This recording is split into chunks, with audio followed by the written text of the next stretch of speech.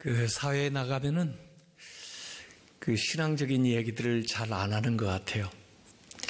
또 왜냐하면 그 각각 종교가 다르고 또 잘못하면 그 논쟁을 불러일으킨다 그렇게 생각을 하는 것 같습니다. 또 교회 안에서 정치 얘기하지 말라고 저는 그렇게 배웠습니다.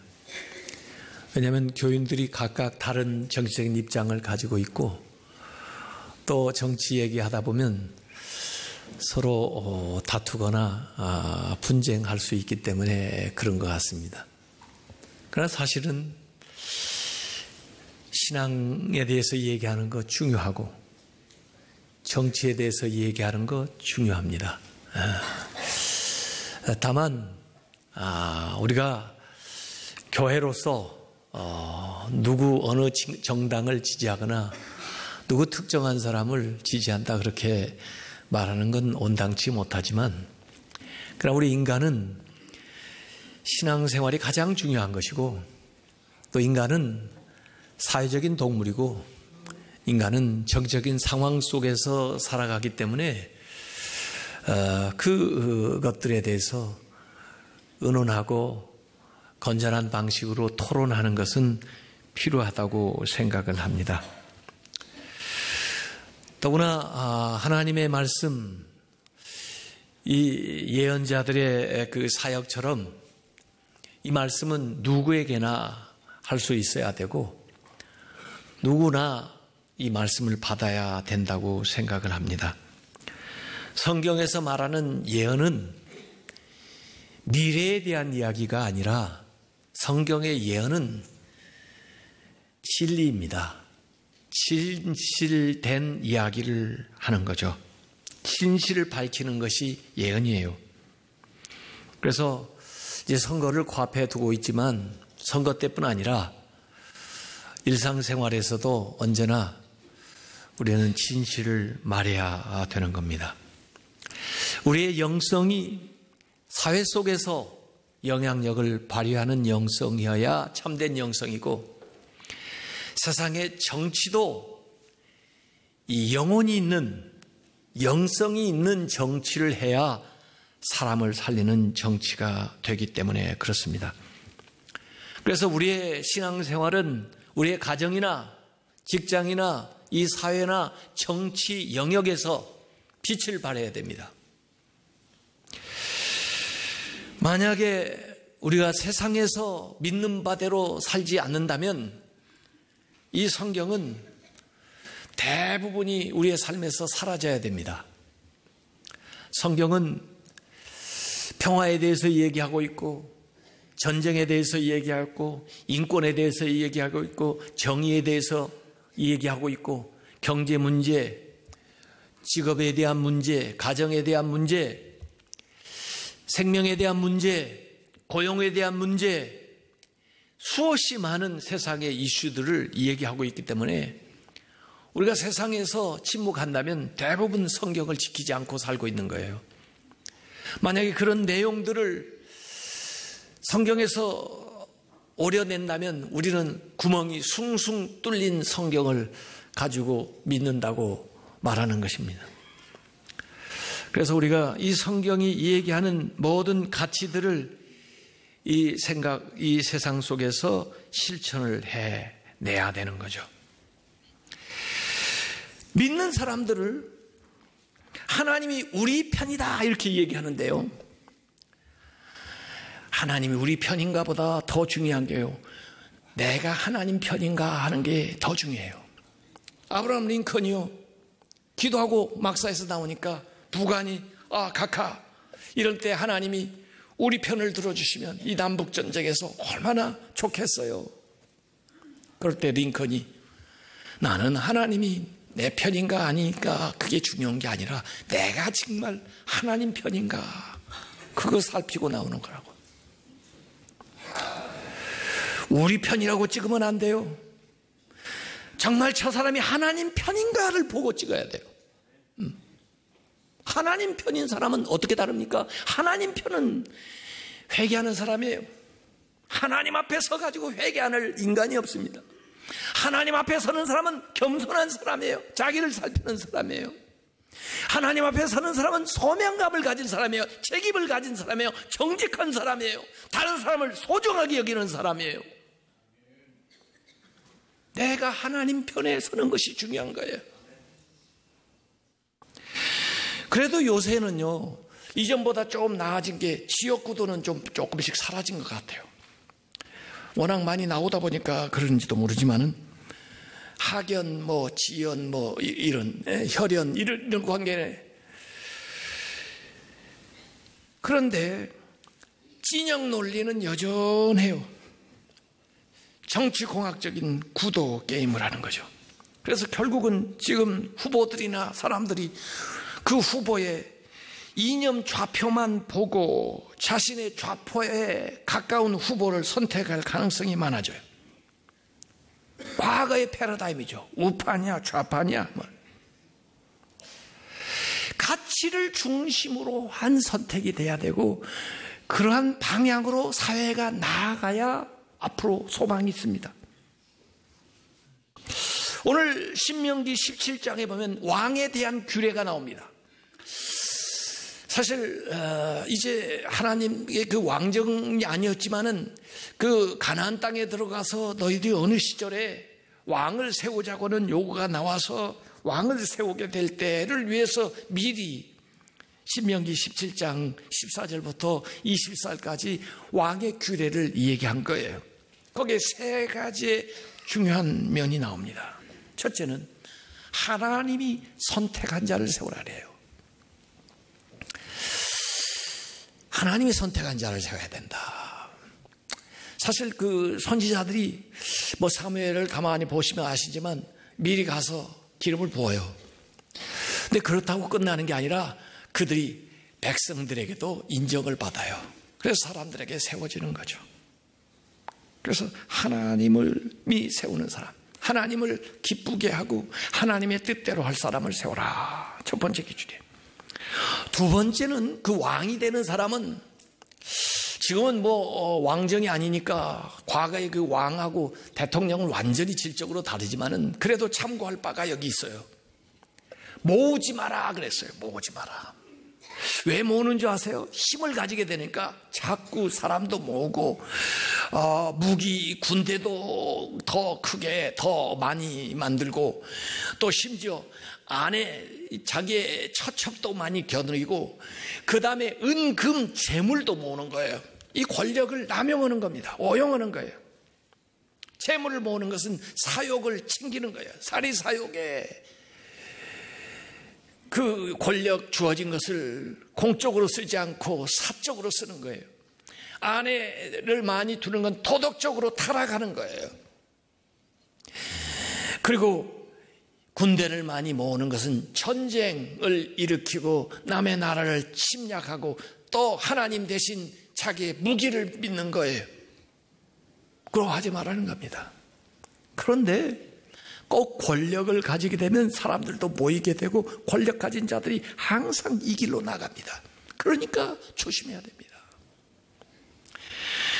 그 다음에 여기 세 번째는 하나님 말씀을 따라 행하라는 거예요. 그래서 말씀을 적어주고 그 다음에 말씀을 읽고 항상 곁에 두고 하나님의 법을 따라 행하라는 거예요. 하나님의 법뿐만 아니라 지금은 헌법에 따라서 해야 돼요. 힘을 가진 자들이 항상 법을 지키잖아요. 이게 문제입니다. 그래서 미국 대통령은 성령에 손을 얹고 선서를 해요.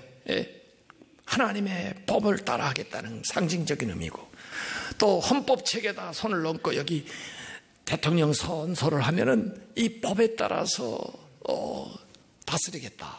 이 대법관 앞에서, 대법원장 앞에서 서약을 하는 데도 있어요. 어쨌든 이 세 가지를 여기 신명기에서 주문을 했어요.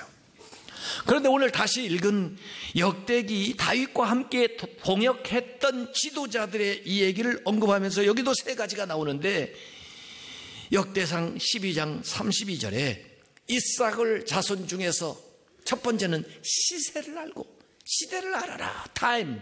그 시대를 잘 알아야 돼요. 두 번째는 이스라엘이 마땅히 행할 것을 아는, 행할 바, 오투두, 마땅히 행해야 되는 것을 아는 우두머리가 200명인데 그들은 그 모든 형제를 통솔하는 자다. 커맨드 하는데 리더하는 거예요. 그래서 여기 세 가지가 나오는 거예요. 첫 번째는 시세를 알아라. 시대를 알고 살라는 거죠. 제가 지난 1월에 미국에 제 아들 집에 방문을 했더니요, 뭐 까만 이 스피커 같은 원통을 보여주면서 아빠, 걔 이름이 알렉사니까 알렉사를 불러봐. 그래서 알렉사? 그랬더니 웽 하면서 뻘겋게 불이 들어와요. 그걸 뭐든지 물어보라는 거예요. 지금 몇 시야? 그러니까 답변해요. 오늘 날씨가 어떻게 됐어?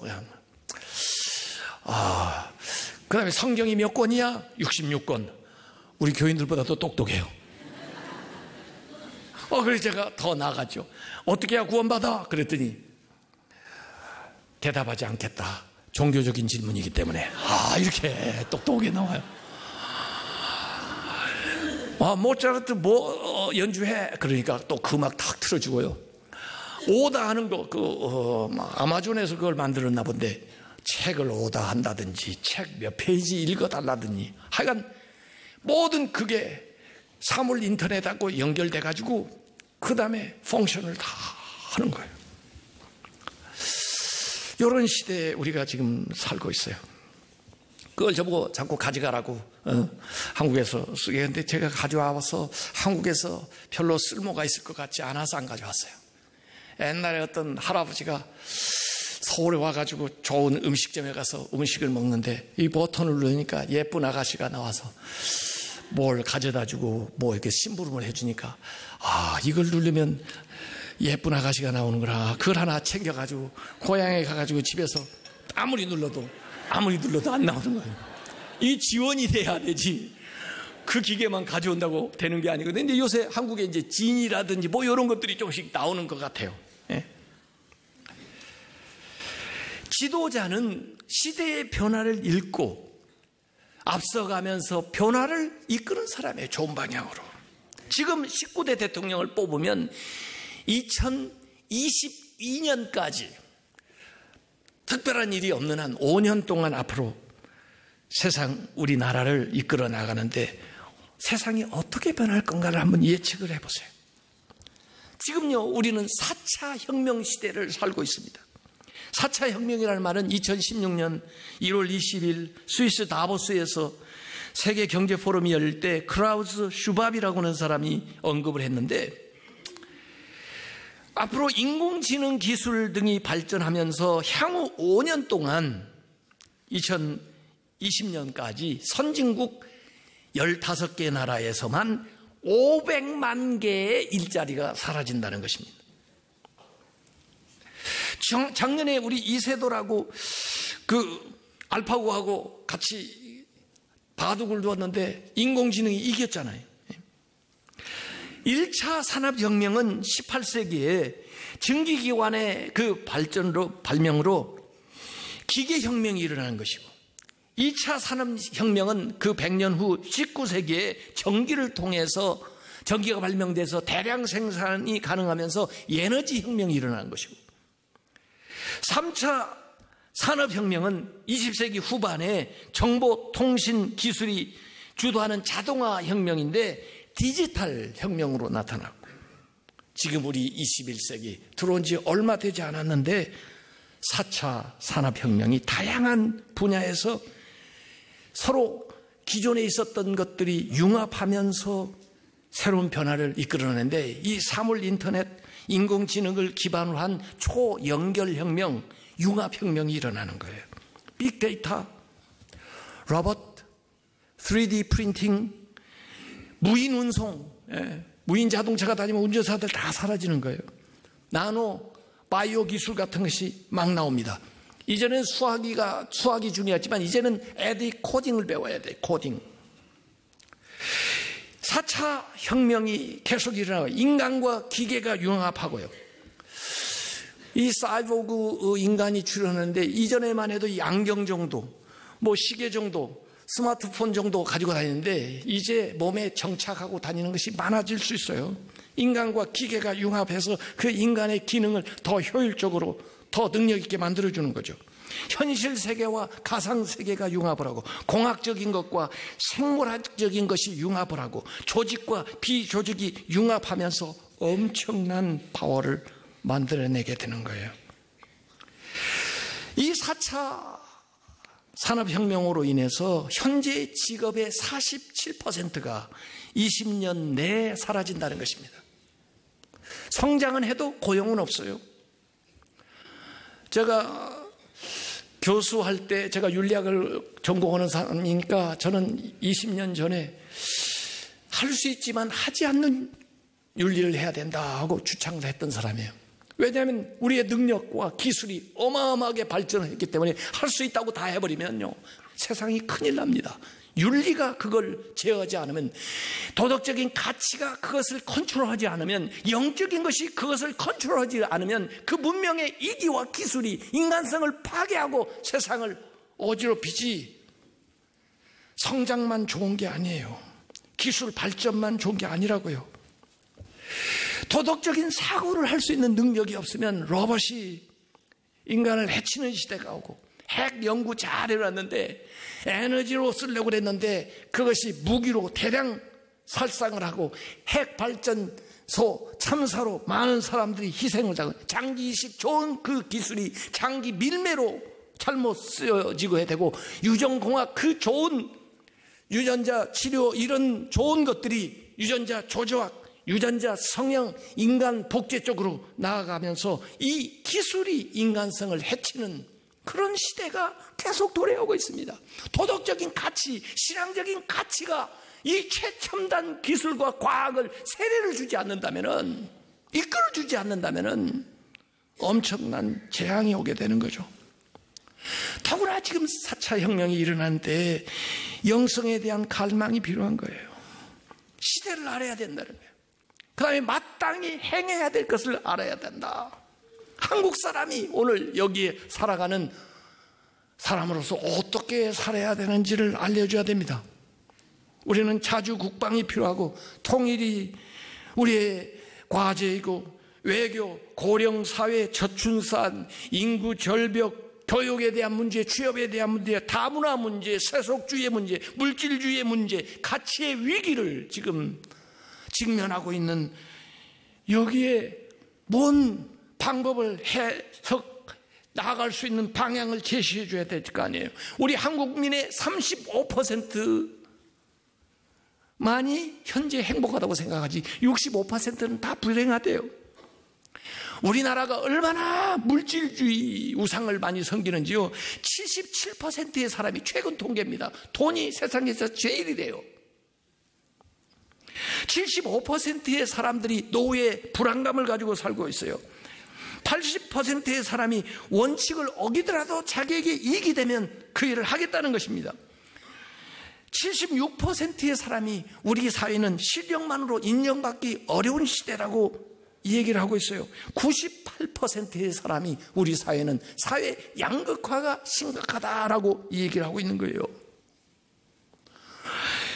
이런 한국의 아픈 현실을 누가 해결해 줄 거냐? 누가 이런 암울한 세대에 희망을 줄 것이냐? 이걸 우리가 살펴봐야 돼요. 여기 리더십, 통솔하는 자에 대한 얘기를 했는데, 시대에 맞는 리더십이 필요합니다. 과거에도 사람을 이끄는 리더십이 있었겠죠. 그러나 전통적이고 권위적이고 수직적인 그런 리더십은 이제 더 이상 소용이 없어요. 변하는 시대에 적합한 리더십이 필요한 겁니다. 적어도 앞으로 5년 동안 이끌어갈 리더십이 필요한 거죠. 사람을 세우고 함께 성장하며 더불어 같이 살아갈 수 있는, 그리고 사람들의 잠재력을 이끌어낼 수 있는 이런 리더십이 필요한 거죠. 요새 그걸 4.0 리더십이라고 그래요. 통합, 상생, 공감, 섬기는 거예요. 그러려면 기본적으로 본인이 그런 성품을 가지고 있어야 돼요. 자, 이런 얘기하니까 어때요? 누구를 찍으면 좋겠어요? 저 그 얘기하면 잡혀갑니다. 선거법 위반이에요. 때문에 사람들이 찍을 만한 사람이 없다는 거예요. 더구나 이런 얘기를 듣고 나니까 더 없다는 거예요. 그러나 투표는 꼭 하셔야 됩니다. 믿는 사람들이 가서 다 투표를 해야 돼요. 어쨌든 그게 어떻게 표현될지 모르지만 여러분들을 믿습니다. 여러분들이 가서 기도하고 투표를 하세요. 정 투표할 만한 사람이 없으면 덜 나쁜 놈을 찍으세요. 더 좋은 사람을 찍으면 더 좋겠지만 아무리 봐도 없다 그러면 덜 나쁜 놈을 찍는 게 수입니다. 세상은 현실이에요. 세상은 하늘나라가 아니에요. 더 나은 것, 덜 나쁜 것을 채택할 수밖에 없는 것이 우리의 현실이에요. 제가 며칠 전에 그 만난 분에게 얘기했어요. 기독교인보다 더 중요한 건 기독교 가치다. 그랬더니 기독교 가치가 뭡니까? 성경적인 가치인데 예수님께서 그의 나라와 그 의의를 구해라. 그래야만 이 모든 것을 더해 준다는 거. 궁극적인 가치를 추구하는 것이 기독교입니다. 궁극적인 게 뭐냐? 그게 자유고, 그게 사랑이고, 그게 평화고, 그게 섬기고, 나눔이고, 돌봄이고, 베푸는 거고. 그런 가치를 창안하고 나가요. 그 구체적인 것은 힘을 갖는 것인데 이 구체적인 것만 서로 얻으려고 하니까 세상이 완전히 싸움박질이잖아요. 궁극적인 가치를 위해서 이 구체적인 것도 써야 되는데 그걸 바르게 쓰도록 인도해 주는 것이 정의다. 이런 가치에 대한 이야기를 했어요. 여러분, 이번에 선출되는 대통령은 정말 하나님을 두려워하고 역사를 기억하면서 국민을 섬기는 대통령이 되기를 바랍니다. 지난번 대통령 되기 전에 그분이 여론조사는 유리했는데 기도를 받으러 오셨어요. 그래서 제가 분명히 요구했습니다. 기도 받는다고 효과가 나는 게 아닙니다. 본인이 각오를 해야 하나님이 복을 주시고 기도를 들어주시는데 제가 물어볼게요. 하나님을 두려워하는 사람 되겠습니까? 사람보다도 하나님을 더 두려워해야 됩니다. 하나님 항상 보고 계시거든요. 그 다음에 역사를 기억해야 됩니다. 5년이 문제가 아닙니다. 두고 대한민국이 존재하는 한 이 얘기할 것입니다. 그 역사에 자랑스러운 자취를 남기게 됩니다. 그 다음에 사람들을 섬겨야 됩니다. 섬겨야 감동이 옵니다. 좀 국민들이 감동하는 모습을 보고 싶습니다. 그랬더니 본인이 한다고 그랬어요. 그래서 제가 간절히 기도해 줬어요. 그런데 뭐 그렇게 하기는 뭘 해요? 힘은요 자꾸 더 가지려고 그래요. 그래서 힘을 견제해 주기 위해서 세상에 삼권 분립이 있고 여러 가지 견제 장치가 있는데 그거 갖고 해결 안 됩니다. 힘이 질적으로 변해야 돼요. 통치하고 지배하는 힘에서 섬기는 힘으로 바뀌지 않으면 힘의 타락을 막을 길이 없습니다. 그건 기독교의 가치입니다. 새로운 대통령은 새로운 시대에 걸맞는 새로운 패러다임을 가지고 와야 됩니다. 사람은요 이 새로운 패러다임을 전달해 주는 도구예요. 메신저 is message. 그걸 전달해 주는 역할을 하는 거예요. 새로운 생각을 가지고 와야 돼요. 그래서 과거의 구도 속에서 빠져있던 거기에 함몰되지 말고 정치도 새로운 블루오션을 열고 나가고 미래 지향적으로 나가야 됩니다. 새로운 성장 동력을 찾아서 이끌어줘야 돼요. 새로운 대통령은 변하는 세계에 대처할 수 있는 다윗의 물맷돌을 가지고 있어야 합니다. 골리앗 앞에 나가는 다윗은 어리고 경험 없고 약해 보여도 자신만의 물맷돌을 가지고 있었어요. 그것으로 강한 골리앗을 무찔렀던 겁니다. 작지만 강할 수 있어요. 작지만 강한 나라가 돼야 됩니다. 이스라엘처럼 그 적군들의 둘러싸여서도 절대 그들에게 지지 않는 다윗의 물맷돌을 가지고 있거든요. 우리나라가 이 강대국 속에서 중국과 일본과 미국과 러시아와 북한과 이 틈바구니 속에서 우리가 어떻게 살아냅니까? 우리 지도자는 작지만 물맷돌을 가지고 있어서 그들 앞에 당당히 맞설 수 있고 그들을 제압할 수 있는 그런 힘을 가지고 있는 지도자가 나와야 됩니다. 우리나라요, 사회 생명력이 약화될 대로 약화됐어요. 조그만한 것에 사고가 일어나고 그 다음에 가축전염병 돌고, 사회 생명력이 약화된 거예요. 이 사회 생명력을 복원해서 강화해야 돼요. 인간의 존엄성을 회복하지 않고 인간을 존중하는 문화를 만들지 않고 우리나라가 어떻게 선진국이 됩니까? 돈만 가졌다고 선진국 됩니까? 사람을 존중하는 문화를 만들고 인간의 생명을 소중하게 여기는 그런 생각들을 온 국민이 하게 될 때 이 나라가 나아지는 것이지. 인권을 무시하고 다른 나라에서 왔다고 제대로 대접하지 않고 북한에서 왔다고 차별하고 가지 않았다고 차별하고 그것은 선진국이 될 수가 없습니다. 자, 여전히 여러분들 이번 주에 다음 주에 기도 많이 하세요. 그리고 반드시 축포장에 나가서 우리가 세상을 바꿀 수 있는 힘을 보여줘야 됩니다.